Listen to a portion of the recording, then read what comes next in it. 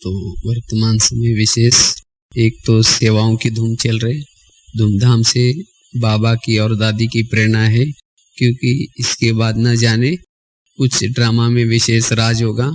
और साथ साथ सेवा तो होती रहेगी, लेकिन साथ में सेवा में सफलता प्राप्त करने के लिए दादी ने खास हर सेंटर पर बुलेटिन भेजा है और उसमें विशेष ब्राह्मणों को 3-4 बातों का अटेंशन खिंचवाए। एक तो डेली 4 घंटे का योग का चार्ट, और साथ में क्रोध, रोग, इसके ऊपर अटेंशन, और अहंकार के ऊपर अटेंशन।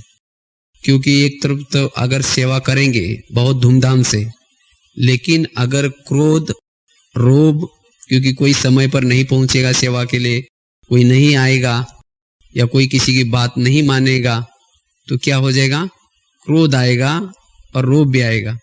और साथ में सेवा में बहुत लोग आए, ज्ञान सुना, बहुत प्रभावित हो गए, तो क्या हो जाएगा, हमने आज इतना अच्छा भाषण किया, इतना अच्छा प्रबंध किया था, लोग बहुत आए थे, मैंने बहुत अच्छा सुनाया, तो उसका क्या आएगा, अभिमान आएगा और उस सेवा में सफलता नहीं मिलेगी। तो देखो, एक तरफ तो सेवा की धूमधाम मनाने के लिए ये बाबा की और दादी की प्रेरणा है, और उसके साथ साथ ये ब्राह्मणों के लिए उस सेवा में सफलता प्राप्त करने के लिए ये 2-4 मंत्र है। और साथ में अगर सेवा में हम बिजी रहेंगे, सेवा ही करते रहेंगे, क्योंकि सेवा मतलब आएंगे 11-12 बजे आएंगे, सो जाएंगे, सोचेंगे बहुत सेवा करके आए, तो आज थोड़ा थक गए, अमृतवेला मिस किया, 3-4 घंटा योग का चार्ट किया नहीं, उस सेवा में सफलता नहीं मिलेगी। तो देखो कितना ड्रामा के प्लान अनुसार ये दोनों भी बातों का, क्योंकि हमें केवल सेवा ही नहीं करनी है, लेकिन साथ में उन्नति प्लस सेवा दोनों का बैलेंस करते हुए क्या करना है, आगे बढ़ते जाना है। एक तो संदेश भी देना है और साथ में अपनी उन्नति भी, तब हमें आगे बढ़ सकते हैं। तो इस क्रोध, रोग या अहंकार, इससे कितना बड़ा नुकसान होता है हमारा। क्योंकि अगर क्रोध है, रोग है या अभिमान है, तो हम सफलता भी प्राप्त नहीं कर सकेंगे और आगे भी नहीं बढ़ सकेंगे। और जैसे बाबा का भी इस वर्ष का जो लक्ष्य है, वो लक्ष्य क्या है, बाप समान बनाने का। और बाप समान बनाने के लिए भी ना हमारे अंदर क्रोध चाहिए, ना रोग चाहिए, ना अभिमान चाहिए। अगर ये दोनों तीनों चीजें हैं तो फिर बाप समान नहीं बनेंगे। क्योंकि बाप समान जितने हम बनेंगे, जितने बाप दादा के समान हमारे संस्कार होंगे, उतने कहाँ आएंगे। क्योंकि बाबा क्यों बोलते हैं कि बच्चे बाप समान बनो। जो बाप के समान बनेगा उतना ही वो कृष्ण की आत्मा के साथ सतयुग में नजदीक आएगा। स्थूल में भी कृष्ण की हीरो एक्टर आत्मा है, उसी के आसपास, उसी के साथ रहेगा। अगर ये ऑफर सबके लिए है, हर एक के लिए आप आ सकते, बनो। लेकिन अगर बाप समान नहीं बने, सतयुग में तो आएंगे, लेकिन कृष्ण की आत्मा रहेगी दिल्ली में, और हमारा महल कहाँ होगा, कहीं गोवा के साइड या दूर होगा कहीं। और जब कोई ऐसा फंक्शन हुआ या कभी बुलाया एक दिन के लिए, क्या हो जाएगा, पुष्पक विमान लिया और आया, एक दिन फंक्शन पूरा हो गया, उसके बाद फिर वापस जाएंगे। लेकिन रोज का जो रासलीला करना, खेलना और साथ में भोजन करना, ये तो आनंद नहीं मिलेगा ना। तो इसलिए इस आनंद को लेने के लिए बाप समान बनना आवश्यक है। और बाप समान बनने के लिए ये 3 बातों का जो मंत्र बाबा बार बार, शायद पिछले साल से लेकर के, बच्चे निराकारी बनो, निरहंकारी बनो और निर्विकारी, निराकारी, निर्विकारी और निरहंकारी, बार बार बाबा क्या कर रहे, याद दिला रहे। और खास दादी ने तो इसी मास में, क्योंकि ऐसे अभिमान कब आता है, अभिमान खास सेवाओं के समय ही ज्यादा आता है। और अभिमान तो ज्ञानियों के पीछे पीछे सदा ही रहता है। ज्ञानी आत्मा अभिमान वालों, अभिमान को ज्ञानी आत्मा ज्यादा प्रिय लगते हैं, क्योंकि वो कुछ करते हैं, तो इसीलिए उनको फिर से सफलता प्राप्त न हो जाए, इसीलिए अभिमान क्या होता है, सदा ही पीछे रहता है। तो इसीलिए हमें सो उन्नति के लिए, आगे बढ़ने के लिए, सेवा में सफलता प्राप्त करने के लिए विशेष अटेंशन खींचना है। अभिमान से मुक्त निरअहंकारी, जितना निरअहंकारी बनेंगे उतना सेवा में भी सफलता प्राप्त कर सकेंगे। क्योंकि जिसके पास अभिमान या अहंकार होगा वो आत्मा कभी भी निराकारी स्थिति में स्थित नहीं रह सकती, और ना ही किसी को रिगार्ड रिस्पेक्ट दे सकेंगे, और ना ही किसी के शिक्षाओं को ग्रहण कर सकते। उसके अंदर कई प्रकार के अभिमान, एक अवगुण के कारण कई संस्कार, बुरे संस्कार उसके अंदर ऑटोमेटिकली आते जाएंगे। जिद्द का संस्कार भी होगा उसके पास। जिसको अभिमान होगा वो मानेगा नहीं, क्या होगा, जिद्द होगी, और जब जिद्द होगी तो वो संगठन फिर टूटता जाएगा। जिसके पास अभिमान होगा वो अभिमान वाला क्या करेगा, हर एक से टकराता रहेगा, और फिर वो संगठन एकमत, जो बाबा ने अभी भी कहा कुछ दिन पहले, लास्ट में जाते जाते बाबा ने कहा कि अभी क्या करो, एकता के सूत्र में एक मत होकर के रहो। तो ये एक मत हमारा क्यों टूटता है, उसका कारण ही है अभिमान। अगर कोई भी प्रकार की गुण की, कला की, विशेषता की अभिमान होगा, वो संगठन क्या हो जाएगा, माला नहीं बन सकेगी। ऐसी आत्माएं जिसके पास अभिमान होगा वो माला से अलग रहेंगी। इसीलिए माला में आने के लिए भी निरअहंकारी, जितना निरअहंकारी बनेंगे वही माला में आ सकेंगे। क्योंकि जिसके पास अभिमान होगा वो आत्मा मालिक और बालक इस पार्ट को पक्का नहीं कर सकेंगे, अर्थात उसका ये बैलेंस नहीं रहेगा। मालिक तो बनेंगे, लेकिन अगर उसकी कोई बात नहीं मानता तो वो बालक नहीं बन सकेगा, फिर उसको टकराता रहेगा, फिर क्रोध भी आएगा, रोब भी आएगा। और जिसको क्रोध और रोब आता है वो आत्मा का विवेक नष्ट हो जाता है, और जिसका विवेक नष्ट हो जाता है वो आत्मा कुछ भी पाप कर्म करती रहेगी, कुछ भी क्रोध वश होकर के बोलती रहेगी। वो सामने की आत्मा कौन है, किस क्वालिटी के है, उसको वो नहीं देखेगा। जिसके अंदर क्रोध आता है वो कैसे भी तीर चलाता रहेगा, दूसरे का दिल तोड़ता रहेगा। तो इसीलिए हमें निरअहंकारी बनना है। नहीं तो जितने भी आपके जीवन में कुछ पुरुषार्थ करके, योग लगा करके कुछ गुण आपने कमाए हैं, मूल्य कमाए हैं, उस सभी मूल्यों को, जैसे अगर अमृत में थोड़ा सा विष डाला तो क्या हो जाता है, विष बन जाता है। इसी तरह अभिमान एक प्रकार का विष है, और ये विष सभी सद्गुणों को नष्ट कर सकता है। इसीलिए निरअहंकारी बाबा ने बार बार क्या किया है, निरअहंकारी बनो। और फिर ऐसी आत्मा अनेक आत्माओं को तोड़ करके वो आत्मा बाबा का हाथ भी छोड़ सकते, और कितना बड़ा पाप कर्म हो जाता।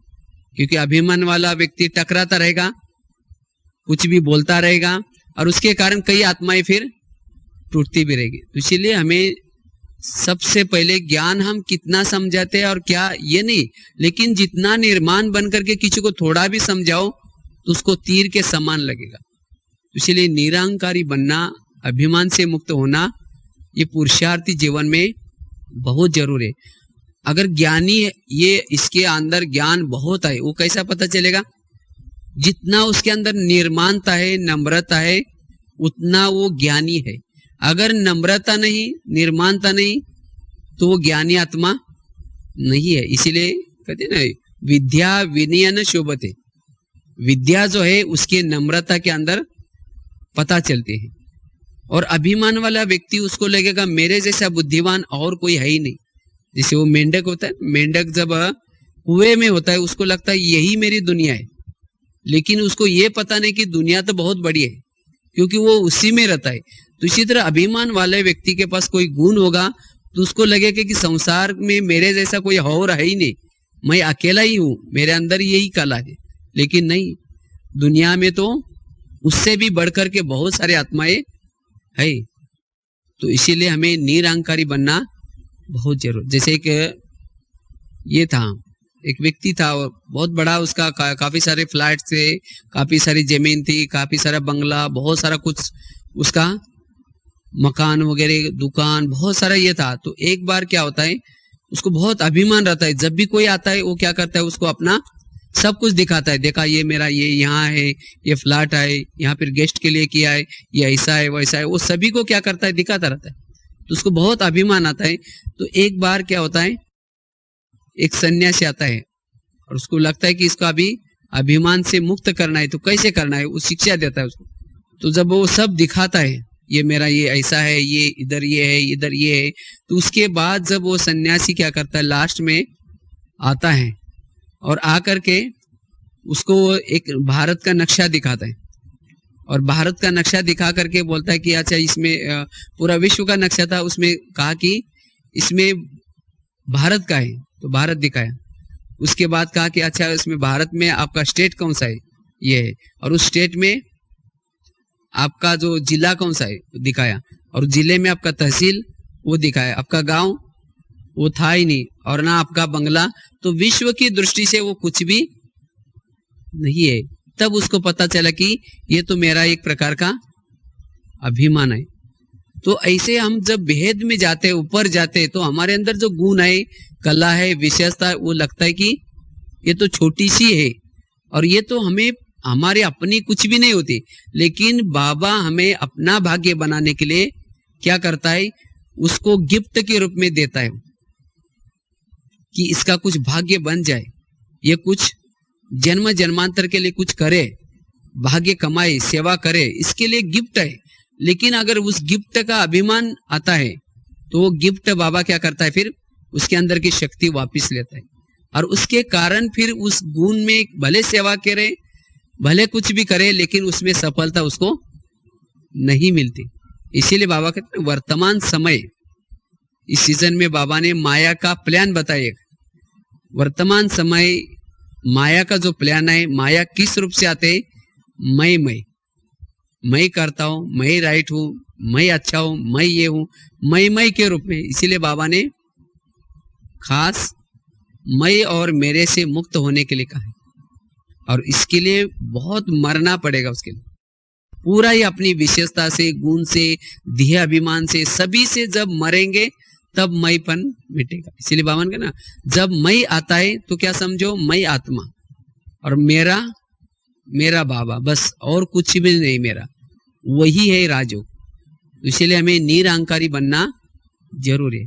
अगर बाबा देखो, ब्रह्मा बाबा में, शिव बाबा में कितनी बड़ा, ब्रह्मा बाबा में कितना अच्छा विचार सागर मंथन करके कितना अच्छा ज्ञान, लेकिन बाबा में कितना निरअहंकारिता है। बाबा को बोलता है कि मैं कितना अच्छा काम करता हूँ, मैं कितना अच्छा ये करता हूँ, मेरा फोटो रखो, मुझे याद करो। कभी बाबा ने बोला नहीं। बाबा क्या करता है, शिव बाबा ने कराया, शिव बाबा कराता है। ब्रह्मा बाबा शिव बाबा की तरफ हमेशा सबकी बुद्धि लगाता है, और शिव बाबा कभी भी कहेगा नहीं कि मैंने किया, मैं कितना अच्छा है, तुम्हें ये स्वर्ग का ये करा रहा हूं, लेकिन नहीं, ये ड्रामा करा रहा है। तो ये है निरअहंकारिता।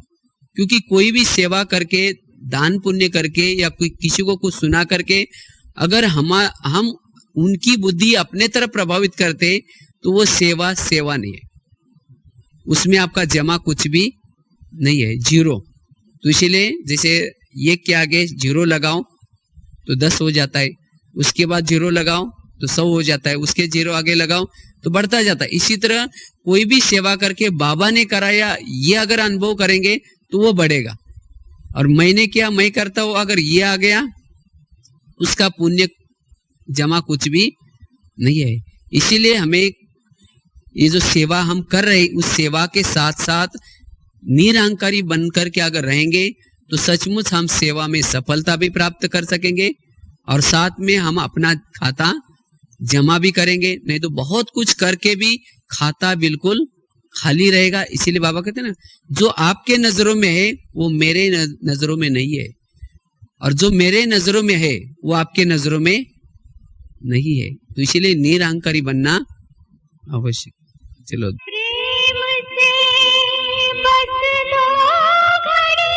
इस तरह से हमें इस वर्ष में, क्योंकि अब पता नहीं कब इस माया नगरी को आग लगेगी, और ये आग लगाने के लिए एक बहुत अच्छा पुरुषार्थ है, वो है निरअहंकारी।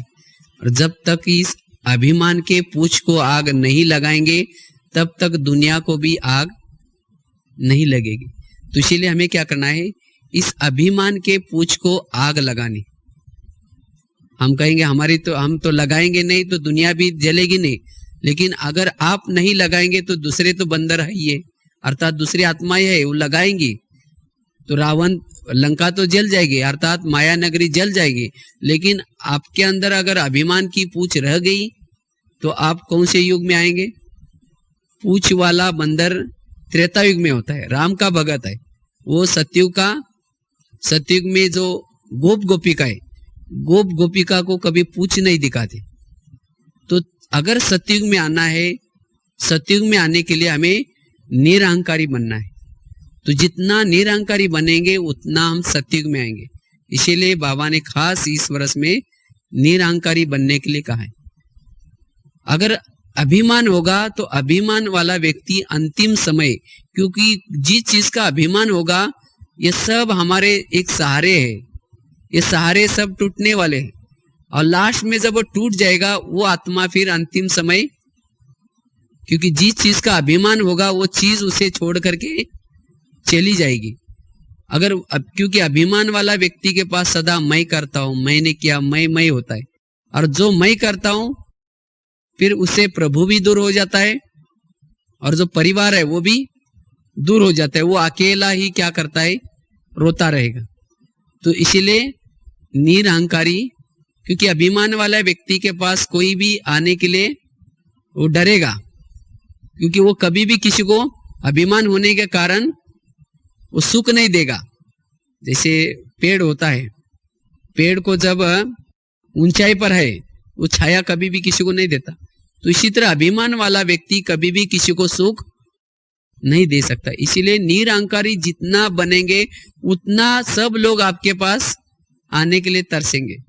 अभिमान वाला व्यक्ति से जब दूर से देखेंगे वो सोचेंगे वो आ रहा है, इधर से मुंह करके चले जाएंगे, नजदीक आना नहीं चाहेंगे। ऊपर से तो रिगार्ड देंगे क्योंकि हमारे से समझो बड़े हैं या कोई कैसे है, लेकिन उसको रिगार्ड देंगे, हाँ जी जरूर करेंगे, लेकिन उधर मुंह किया तो बोलेंगे हमको पता है आप कैसे है।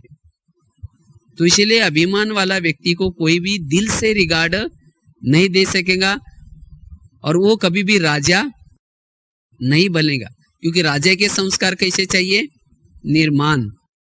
जो निर्माण है वही राजा बन सकता है। जैसे फलों का राजा में जो आम को दिखाते हैं, आम क्या होता है, ऊपर से नरम और अंदर से सख्त होता है।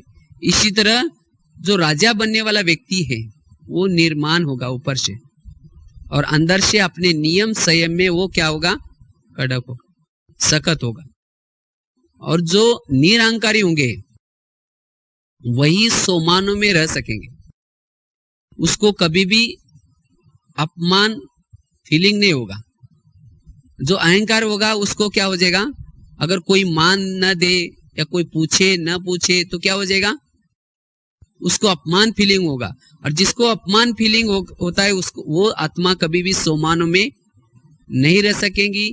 और अभिमान वाला व्यक्ति स्थिर चित्त नहीं बन सकता, और जिसका स्थिर चित्त नहीं वो योगी कभी भी नहीं बन सकता। तो योग अभ्यास के लिए निरहंकारी बनना ये गुण बहुत आवश्यक है। इसीलिए बाबा खास बार बार इस तीनों बातों के मंत्र को, अर्थात निरहंकारी को बार बार क्या करते हैं, दोहरा रहे।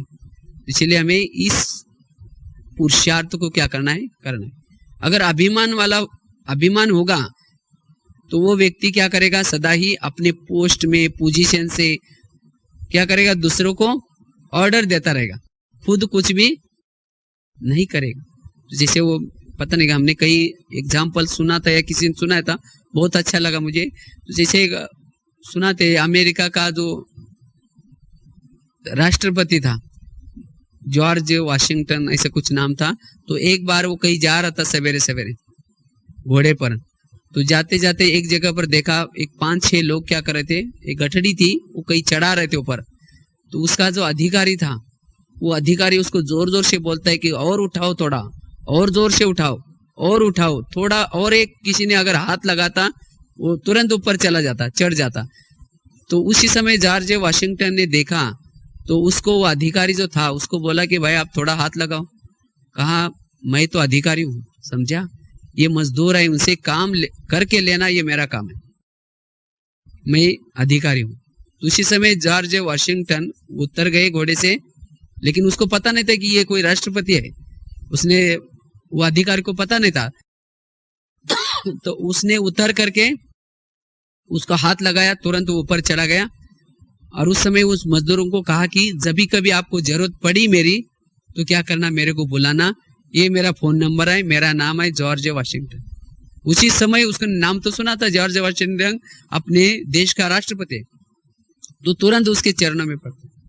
तो इसी तरह अगर हम भी अगर कोई पोजीशन में है, कोई बड़े है, तो अगर किसी से सेवा लेंगे, अगर जरूरत पे ही पड़ेंगे तो हम मदद नहीं करेंगे, हम कहेंगे नहीं, हम तो ये है, हमारा काम है उनसे ऑर्डर करके कराना, न कि करना।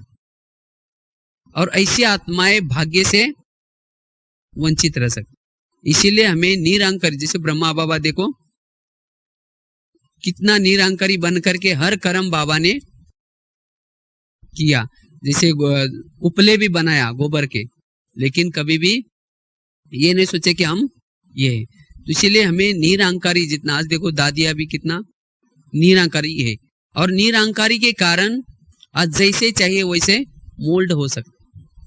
अहंकार वाला व्यक्ति कभी भी मोल्ड नहीं होगा, उसको अपने संस्कार को चेंज भी नहीं कर सकेगा। वो एकदम जैसे वो सूखा वृक्ष होता है, अगर उसको झुकाओ तो क्या हो जाएगा, वो टूट जाएगा। इसी तरह अभिमान वाला व्यक्ति अगर उसको झुकाने की कोशिश किया तो टूट जाएगा, वो खत्म हो जाएगा। तो इसीलिए हमें निरअहंकारी बनना आवश्यक है। तो निरअहंकारी बनने से ही हम निराकारी स्थिति में स्थित रह सकेगा। अगर निरअहंकारी नहीं बने तो उसका परिणाम क्या होगा, अंतिम समय जैसे महाभारत और रामायण, इन चीजों में कितना सारा आज हमारे सामने यादगार है। अगर हमने यहाँ अभिमान होगा, अहंकार होगा, तो हमारा भी फिर शास्त्रों में ऐसा ही गायन बनता जाएगा। जैसे दिखाते हैं जब पांडवों का विजय होता है, और विजय होने के बाद क्या होता है, आपस में उनको अभिमान आता है। जो अर्जुन ने बहुत अच्छा तीर चला करके युद्ध में विजय पाई, लेकिन लास्ट में जब उनको अभिमान आता है, युद्ध पूरा हो गया, विजय होगी, और उसके बाद वो आपस में क्या होते हैं, लड़ते। तो अर्जुन बोलता है, देखा मेरे इतने अच्छे तीर चले, इसके कारण ये कौरव इतने मर गए, युद्ध में हमारी विजय होगी।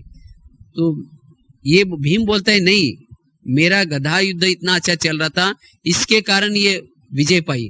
तो जब आपस में लड़ते तो बार्बरिक बोलता है, बार्बरिक चीर काट करके उन्होंने एक पेड़ को टांग के रखा था, क्योंकि बार्बरिक का जैसे सुनाते, जैसे बार्बरिक जब इनका युद्ध होने वाला था तो बार्बरिक को पता चला कि ये कौरव और पांडव का युद्ध होने वाला है, चलो मैं भी उस युद्ध में भाग लेता हूँ।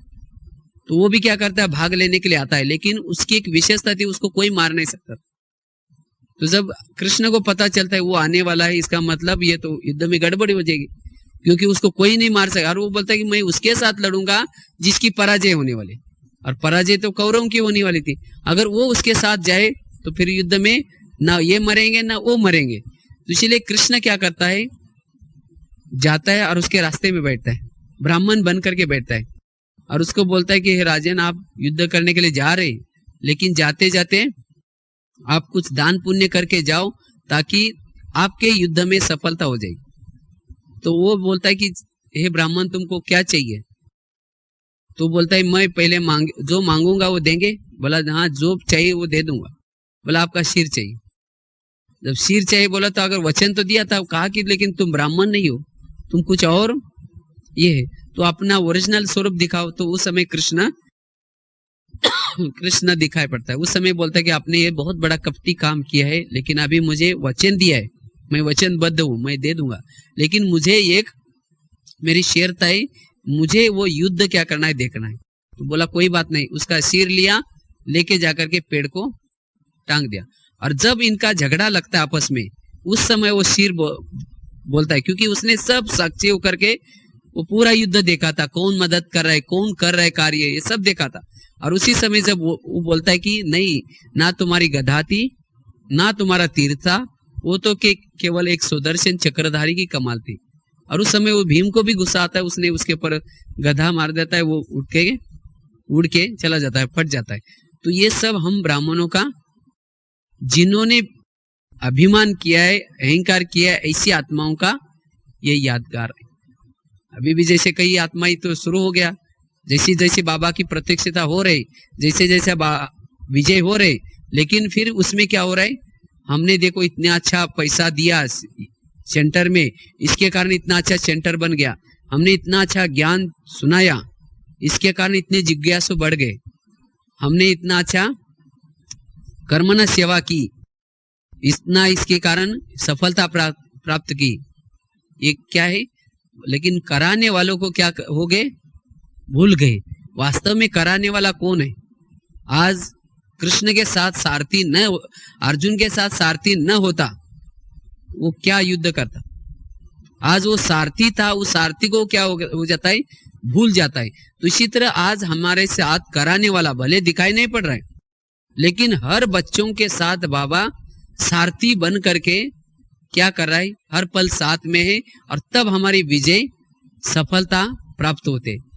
लेकिन जब मैंपन मेरापन आता है तो वो सारथी क्या करता है, वो सोचता है मैं करता हूँ, यही कर रहा है तो मैं यहाँ से चला जाता हूँ।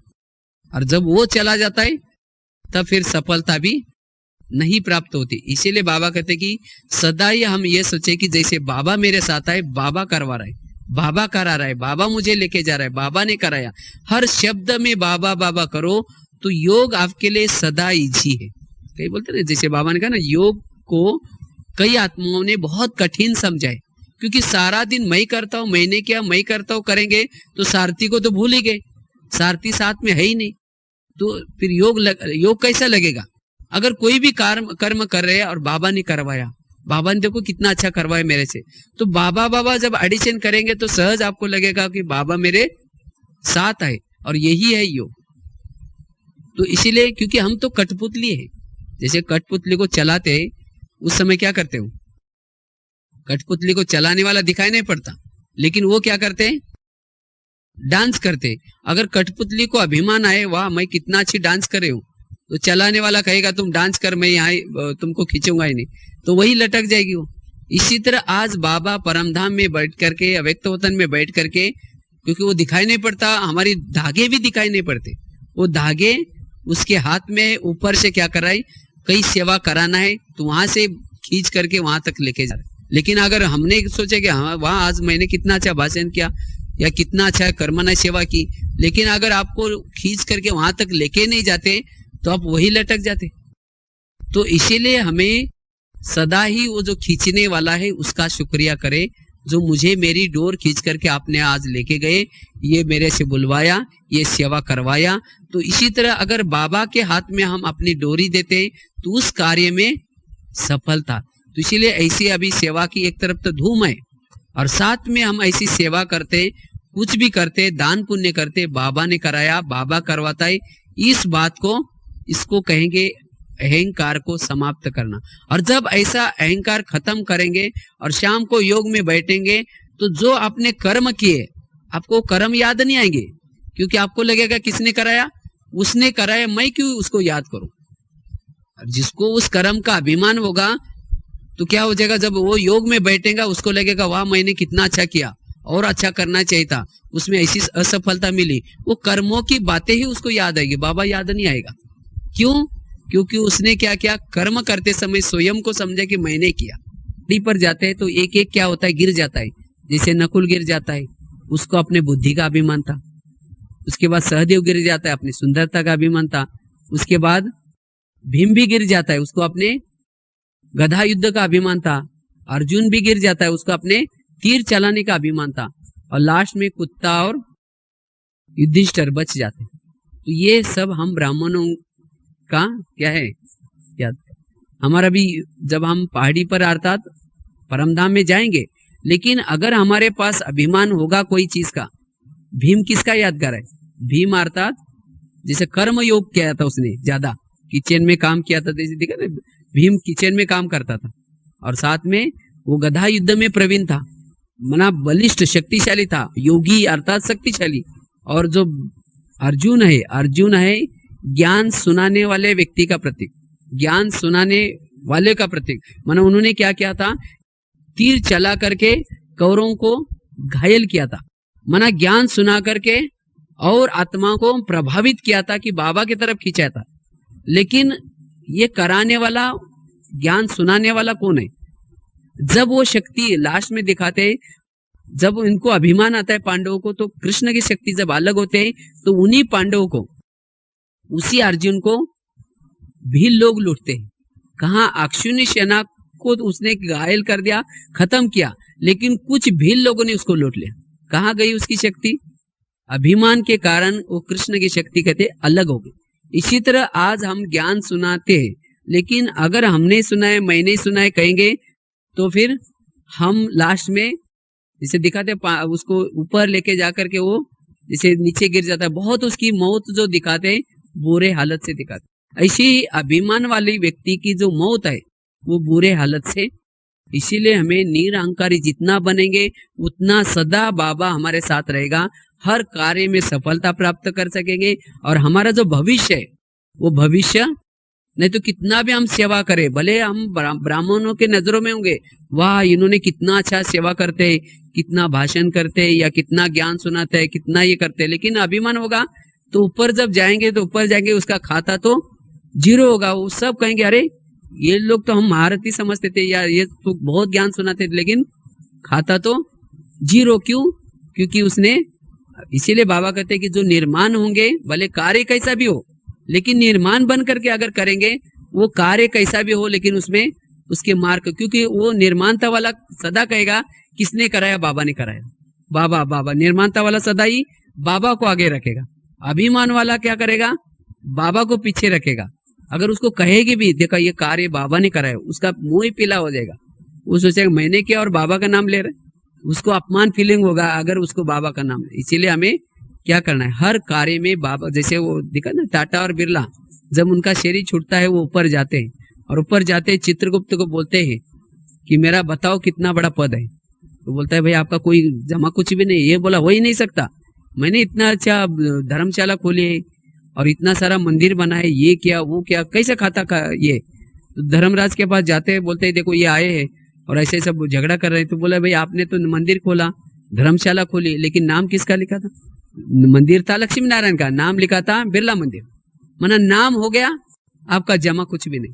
तो इसी तरह हमने सेवा किया और मैंने किया, मैंने इतना दान किया, मैंने किया, वो जीरो या नाम हो गया, पूरा हो गया। इसीलिए बाबा कहते हैं गुप्त दान महापुण्य।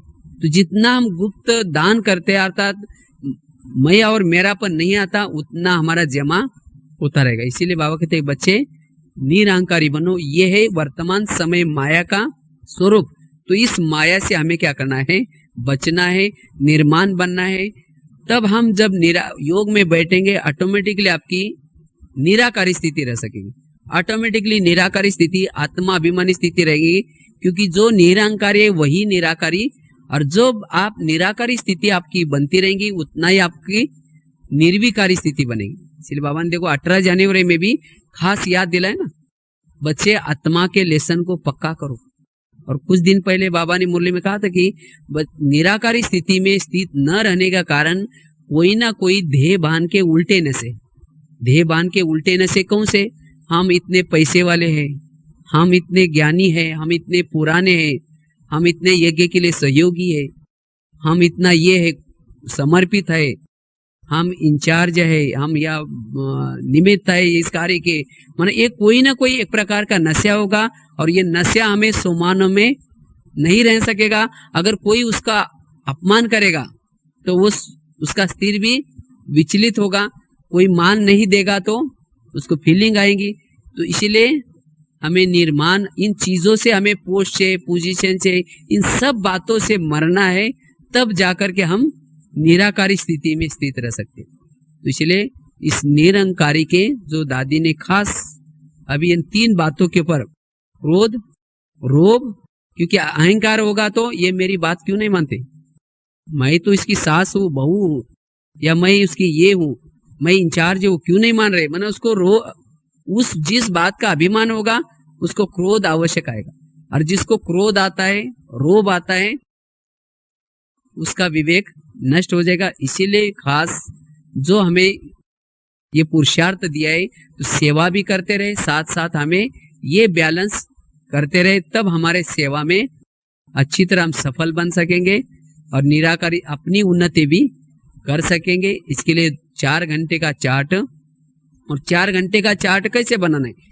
उसके लिए सहज बना सकते हैं। एक तो अमृतवेला का योग 3:30 से समझो 5 बजे तक, तो कितना घंटा हुआ, 1.5 घंटा, 3:30 से 5। उसके बाद डेली क्लास से पहले भी हमें क्या करना है, थोड़ा सा योग करना है। क्लास से पहले बिना योग करके मुरली सुनेंगे तो क्या हो जाएगा, तो इसलिए कोशिश करके हमें क्या करना है, क्लास से पहला भी, अगर वो समझो आपका सेवा का है तो उसके लिए खास स्पेशल दोपहर को या कभी ऐसा मेरा क्लास से पहले का योग मिस हुआ है, तो उसी लिए मुझे क्या करना है, वो योग क्या करना है, एडजस्ट करना है। क्योंकि अगर हम बिना क्लास में योग करके, बिना योग करके अगर मुरली सुनते तो उस मुरली हमें याद नहीं रहती। कई भाई बहनों के कंप्लेन होते कि मुझे मुरली याद ही नहीं रहती। क्यों नहीं रहती, क्योंकि जैसे गर्म तवे पर पानी डालो क्या हो जाएगा, उड़ जाएगा। इसी तरह गर्म दिमाग आए और उसके अंदर आते ही क्या करो, बस ये गीत सुना नहीं तो सीधा मुरली सुनना शुरू कर ले, तो क्या हो जाता है कि शाम तक वो मुरली आपको याद नहीं रहेगी। 4-15 दिन की गाली याद रहते, लेकिन आज की मुरली भूल जाते। क्यों, क्योंकि गर्म दिमाग को ठंडा नहीं किया। इसीलिए हमें क्लास से पहले भी क्या करना, आधा घंटा योग, तो कितना घंटा हुआ, 1.5 प्लस ये आधा, 2 घंटा हुआ। उसके बाद डेली सोने से पहले क्या करना है, अच्छी तरह आधा घंटा योग करके सोना है। अगर आधा घंटा योग करके सो जाएंगे तो आपकी अमृतवेला अच्छी हो जाएंगी। अमृतवेला का फाउंडेशन है सोने की पहले की बेला। अगर सोने के पहले ऐसा बिस्तर डाल लिया, गुड नाइट करके, बाबा कहेंगे बाबा आज तो बहुत थक गए, घर में मेहमान आए थे, या समझो सेवा बहुत थी, बाबा मुझे प्लीज जगा देना, ऐसा करके अगर सो जाएंगे तो सवेरे उठते ही आपको वही विचार आएंगे, कल तो दोपहर को मैंने रेस्ट नहीं किया था, थोड़ा और 5 मिनट सो जाए, तो ऐसे आपकी अमृतवेला भी क्या हो जाएगी, ढीली हो जाएगी। इसीलिए सोने के पहले हमें क्या करना है, अच्छी तरह योग करके डबल रिफाइंड पेट्रोल डाल करके क्या करना है, सोना है। और डबल रिफाइंड पेट्रोल है अव्यक्त वाणी, अगर चाहे तो आप एक वाणी जरूर पढ़े सोने से पहले, और जिससे आपका जो सवेरे सवेरे आपका जो फ्लाइट है बहुत ऊंचाई तक जा सकेगा। अगर कोई आपने पेट्रोल नहीं डाला, डबल रिफाइंड पेट्रोल नहीं, बस ऐसा ही आपका फ्लाइट उड़ाने की कोशिश करेंगे, वही एयरपोर्ट पर घूमता रहेगा। अर्थात जहां आप रहते हैं उसी बातों में, उसी चिंतन में रहेगा, और सारा दिन आपका फ्लाइट वही घूमेगा, वही बातें चिंतन में आएगी। इसीलिए सवेरे सवेरे आपका फ्लाइट परमधाम तक जाने के लिए डबल रिफाइंड पेट्रोल, नशे की बातें, पावरफुल मुरली की बातें हमें याद करके उसी अनुसार फ्लाइट को क्या करना, ऊपर लेके जाना। इसीलिए नहीं तो सवेरे सवेरे कौन आता है, बाबा आता है, और हर एक बच्चों के पास बाबा वरदानों का झोला लेके आता है। जैसे अगर कोई शराबी गटर में गिरा है और उसको कोई कहे 10 रुपए ले लो और आप अपने घर में जाकर सो जाओ, वो कहेगा नहीं मैं राजा हूं, मुझे कुछ नहीं चाहिए। तो इसी तरह वरदानों का झोला लेकर बाबा आता है, लेकिन उस समय हम निद्रा के नशे में ऐसे पड़े रहते हैं, बाबा आकर के पूछता है कुछ चाहिए, बोले नहीं मैं राजा हूँ, मुझे कुछ नहीं चाहिए। पड़ेगा विकारों के गटर में, लेकिन कहेंगे मैं राजा हूँ, मुझे कुछ नहीं। जैसे बाबा ने 18 जनवरी, जैसे भक्त लोग पुकार रहे, हे गणेश, हे देविया आओ, लेकिन उसकी सुनाई पड़ती है आवाज, वो अलार्म ही साथ में बज रहा है, वही सुनाई नहीं पड़ता होगा, तो वो भक्तों की तो बात ही अलग, ऐसा तो नहीं है। ये क्यों नहीं सुनाई पड़ता, क्योंकि हम स्वयं को समझा ही नहीं कि हम कोई गणेश है या हम ही इष्ट है, हम ही विश्व की माँ है। अगर कोई माँ का बच्चा गोद में रो रहा है, क्या उसको नींद आते?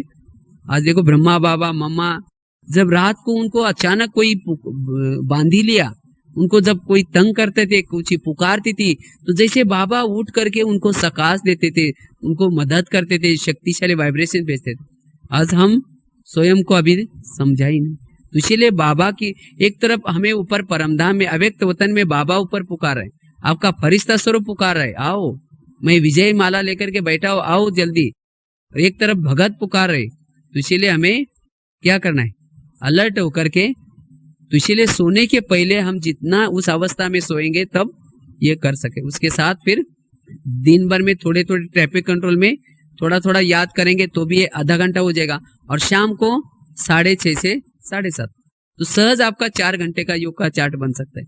तो इस तरह से जो दादी ने खास हमें इन 3-4 बातों के ऊपर अटेंशन खिंचवाया है, तो सेवा और साथ साथ ये इन चीजों का बैलेंस भी हमें रखना है, निरंकारी बनना है, क्रोध मुक्त, और क्रोध मुक्त बनने के लिए निरंकारी, रोग से मुक्त होने के लिए भी निरंकारी, और जितना निरंकारी उतना निराकारी, निर्विकारी, और उतना बाप समान बन सकेंगे। ये पुरुषार्थ अभी हमें वर्तमान समय करना है। मैं और मेरे को समाप्त करना है, हर चीज में बाबा को एडिशन करना है।